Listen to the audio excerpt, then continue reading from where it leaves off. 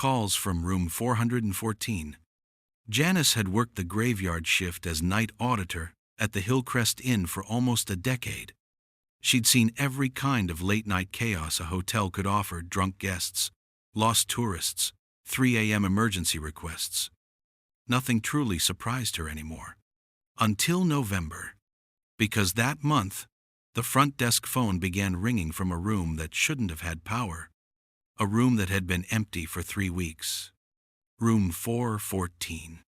And every night, at exactly 3:07 a.m., the call came. At first, Janice answered the way she always did. Hillcrest Inn, front desk. How may I assist you? Silence. Not even breathing. Only a faint static, like wind brushing a microphone. She hung up. Probably a wiring glitch. The next night, same time, same room, same static. She logged the incident. Maintenance replaced the phone, but the calls continued. Finally, after a week, Janice picked up and whispered, "Hello? Is anyone there?" This time, someone answered.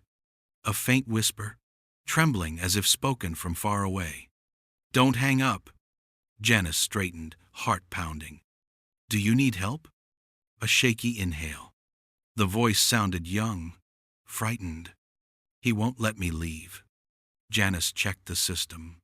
414 was marked vacantee, no key issued for days. So how could someone be inside? "Who won't let you leave?" she asked.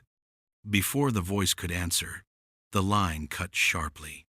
Not a click, but a sudden drop into silence. Security rushed upstairs. 414 was dark, cold, empty. But something was new. Inside the bathroom, the mirror was fogged, as if someone had stood inches away, breathing heavily. Written in the condensation with a finger, "Please answer tomorrow." Janice didn't sleep that day. At 3:07 a.m., the front desk phone rang again. This time, Janice didn't hesitate. "It's me," she whispered. "I'm here." The trembling woman spoke again, the same fragile voice. "He's angry tonight." "Who?" Janice asked softly. A pause. Then, "The man who died in this room." Janice's skin prickled. The woman exhaled shakily, the static swelling around her voice. "He doesn't understand he's dead. He thinks I'm trespassing. He won't let me open the door." Another pause, longer this time. Then, in a near whimper, "I don't know how long I've been here." Janice's eyes filled with tears. "How can I get you out?" Before the woman could answer, another voice cut through the line. A second voice. Deep, cold, angry. "Stop talking to her." Janice recoiled, dropping the receiver. The call disconnected instantly. She stared at the blinking light on the phone for a long time, hands shaking. That night, she asked security to check the room again. Room 414 was still empty. No sign of forced entry. No sign anyone had slept there. But the temperature inside the room was freezing. So cold their breath turned to fog. And on the nightstand was a small, dusty fingerprint. A woman's. Janice never wanted to answer another 3-7 call again.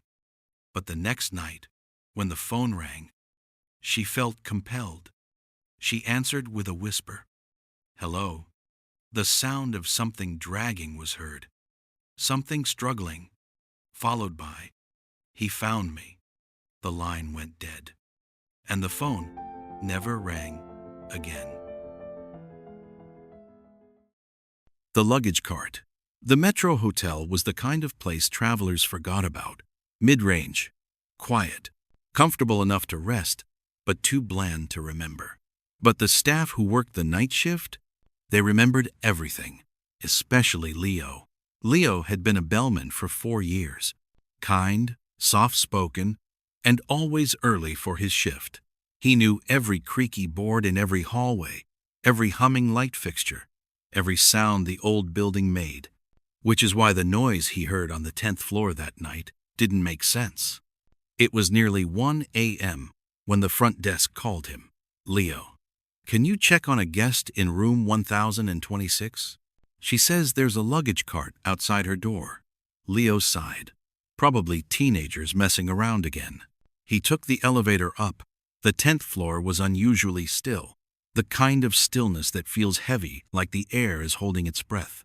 When he turned the corner, he froze. At the far end of the hallway was a lone luggage cart. Gold frame, red velvet lining, perfectly centered in front of room 1026, blocking the door completely. No bags, no guests. Just a cart. Leo walked over, muttering to himself. "All right. Who thought this was funny?" He grabbed the handle and pushed it away from the door. The wheels squeaked softly. Everything normal. He turned to leave. Creak. He whipped around. The cart had rolled back on its own, right to the same spot in front of 1026. Leo blinked. "Floor must be uneven," he whispered. Except he had walked this hallway hundreds of times. It was level. Always had been. Still, he pushed the cart again, harder this time toward the elevator. Halfway down the hall, the cart abruptly stopped. Dead stop. As if someone invisible grabbed the handle. Leo tugged. It tugged back. Not forcefully, more insistently, like a child trying to get attention. A cold draft brushed the back of Leo's neck. He froze. "Hello?" he whispered to the empty hallway. "Is someone there?" Silence. Then the overhead lights flickered. He tightened his grip. "Okay, enough." He pushed forward. The cart jerked violently, pulled in the opposite direction, and slammed against the wall so hard it dented the metal frame. Leo jumped back, heart pounding. The hallway remained still. Calm. Too calm. He moved slowly toward the room. Knocked on 1026. The guest cracked open the door, face pale. "It wasn't just sitting there," she whispered. "I heard it roll up. I heard it hit the door." Leo forced a smile. "I'll take care of it, ma'am." He pushed the cart into the service elevator and rode it down. He didn't look at it once. Back at the front desk, he reported what happened. The night manager, skeptical but curious, pulled the footage. The hallway camera showed Leo walking toward the cart. Everything normal so far. Then he moved away. The cart stood still for a few seconds, then rolled forward 3 feet, stopped, rolled backward, then sharply turned on its own. No hands, no shadows, no physical contact of any kind, just movement. The moment where the cart was fighting, Leo was the worst. He was pulling backward, leaning with his full weight, but the cart jerked toward him, as if someone was pulling from the other side. The manager stopped the video. "Let's not talk about this," he muttered, locking the footage in a restricted file. Leo didn't argue, but the worst part came 2 nights later. Leo was alone on the 10th floor delivering extra towels. The hallway was silent. He turned the corner and froze. The same luggage cart waited right in front of room 1026, except this time the red velvet lining was dented, as if heavy bags had once been there, and on the gold handle, smeared in fog, as if someone had breathed warm air onto cold metal, was a small, unmistakable handprint, too small to be an adult's. Leo backed away slowly. Nope, nope, nope. He sprinted to the elevator and punched the button repeatedly, pulse hammering. As the doors finally opened, he heard it. Creak, creak, creak. The sound of small wheels rolling across carpet, heading toward him. He slammed the doors shut. Leo wasn't the only one who'd seen it. A housekeeper admitted that years ago, long before Leo's time, a child staying on the 10th floor had gone missing. The last place he was seen, pushing a hotel luggage cart while playing. The cart was later found at the end of the hall, but the child never was. Some staff believed he wandered into an old maintenance shaft. Some said he ran outside. Some insisted he was taken. But late at night, A few employees said they heard faint giggles, the creak of small wheels, and footsteps too light to belong to an adult. Management eventually banned luggage carts from the 10th floor entirely. Guests had to carry their bags themselves. Leo never returned to the 10th floor alone again. And sometimes, on quiet nights, when the hotel is nearly empty, workers swear they still hear a cart rolling slowly across the carpet, stopping at certain doors. The closed door on the renovation floor. Most hotel workers hate renovation floors. They're too quiet, too dark, too empty. A hallway designed for comfort becomes something eerie when stripped bare, old carpet rolled up, wallpaper peeling, exit signs half lit, wires hanging like veins. That was the 12th floor of the Oakline Hotel, half renovated, blocked off to guests, lights flickering, and officially, staff only. But Marta, the newest night shift housekeeper, had to check it anyway. She was only 3 weeks into the job, too new to say no. It was just after 11:45 p.m. when her supervisor called her on the walkie-talkie. "Marta, maintenance thinks a window might have been left open on 12. Run up and check before the alarms start again." Marta swallowed. "Yes. Okay." She took the service elevator. The doors opened with a hollow, metallic echo. The 12th floor was pitch dark, except for one flickering bulb near the middle of the hall. Dust floated in the beam of her flashlight. The air smelled like old glue and damp drywall. Every door on the floor had been propped open with wooden wedges, a rule to prevent workers from accidentally locking themselves out of unfinished rooms. Except one, room 21. It was shut tight, not just closed sealed, as if someone pulled it perfectly into place. Marta frowned. No one was supposed to close them. The deadbolts had been physically removed. She approached slowly. Her radio crackled once, then fell silent. She knocked gently. The sound echoed deep inside the room, far too deep, as if the space behind the door wasn't the size of a hotel room anymore, more like a long, empty hallway. Marta stepped back, heart racing. She hurried to the elevator and called maintenance. Within minutes, the door slid open again, revealing Mike, one of the older, more experienced workers. His face was annoyed, not scared. "This better not be another blown fuse," he muttered. "Room 21 is closed," Marta said quietly. Mike froze mid-step. "That door cannot be closed." "It is," she whispered. "I didn't touch it." Mike's expression shifted, irritation replaced by concern. "Show me." They walked back. The door looked wrong. Too perfectly centered in its frame. Too deliberate. Mike swiped his master key. Beep. Red light. He blinked. "That's impossible." He tried again.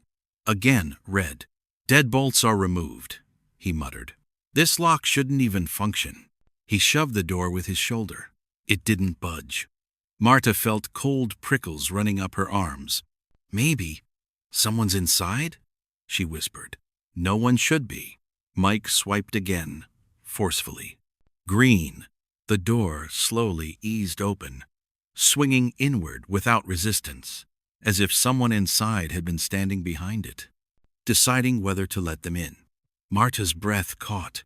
Inside room 21, the room was empty, totally stripped. No carpet, bare walls, part of the ceiling exposed. Only the faint smell of dust and stale air.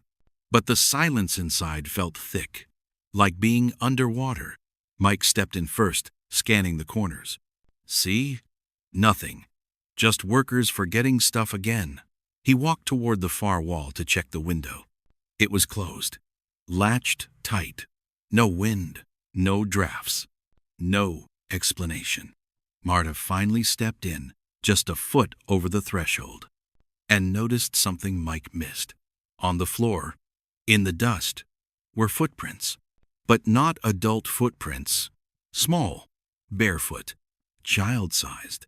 They began at the very center of the empty room and ended at the door, as if a child had been standing perfectly still in the middle, facing the door, waiting. No footprints going in, no footprints going out. Just appearing. Marta's voice was barely audible. Mike, look. He froze. All color drained from his face. We're leaving, he said sharply. The sound behind the wall. They backed out of the room. As soon as Mike pushed the door closed, a faint sound echoed from inside. At first it was distant, soft, then unmistakable, knocking sound, like small knuckles tapping on the wall. Not the door, the wall. The tapping grew faster, then stopped abruptly. Marta clung to Mike's arm. Someone's in there, she whispered. No one is in there, he replied, but his voice trembled. Before they reached the elevator, something else happened. The lights above them flickered twice, and the door to room 21 clicked, softly, as if someone inside had locked it again. The next morning, after no sleep, Marta confided in one of the veteran cleaners. The woman listened quietly, nodded slowly, and said, "You weren't told because you're new, but years ago, a family lived in that room long-term during a renovation. A family? A mother, a father, and a little boy. They stayed for months while their home was being rebuilt. What happened to them?" The cleaner lowered her voice. One night, the boy wandered out of the room. Construction floor, open shafts, scaffolding everywhere. They never found him. Marta felt her stomach twist, but the parents swore they heard him afterward. Footsteps in the hall, knocking, whispers through the wall. She paused. Room 21 was sealed for years, until the new renovation reopened it.